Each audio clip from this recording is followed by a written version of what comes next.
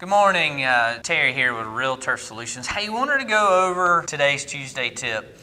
Today, this wonderful season during Christmas, everybody gets excited about those Christmas trees, and they get to thinking about, hey, let's go get us a Christmas tree, and we go out and we purchase a Christmas tree. And I just wanted to go over some safety tips of dealing with your Christmas trees this holiday season to make sure your house stays safe. It's known that over $13 million each year is damaged by Christmas trees. They catch on fire in homes because of the issues or the problems or the watering situations. And so just wanted to touch a couple things, a couple tips to keep in mind. Number one, when you go pick out a Christmas tree, make sure you pick out a Christmas tree that is vibrant. You don't want one that's dead or dried out. Fresh Christmas trees are lasting a lot longer than old trees or trees that have been on the lot for a while because the needles dry out. Number two, watch your power sources or your source of heat around the home. A fireplace, a heater, those kind of things. You want to make sure that you keep your Christmas tree away from those open flames. Obviously, as the tree dries out, those trees will catch on fire due to the fact of having that heat source there. The other is you want to make sure that you keep water in your tree.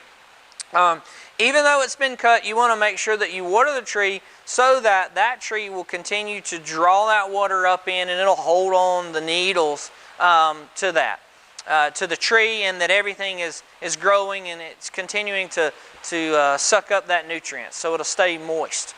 Third thing is make sure that you're using a GFI, or make sure you're using UFI rated cabling for the lights. So that way you can make sure that if there is an issue, that it hopefully will pop the fuse inside of the lights, or it'll pop the breaker in the home before it actually causes a fire. Because you got to think about it and use logic a little bit. You're taking a live Christmas tree, you're putting it in your house, you've cut the roots off of it, and you're letting it dry out in your home, and then you're wrapping lights on that tree. And so now we have electricity next to dry material, and that always, or a lot of times, can cause some major damage to your home, to your family, all of those things.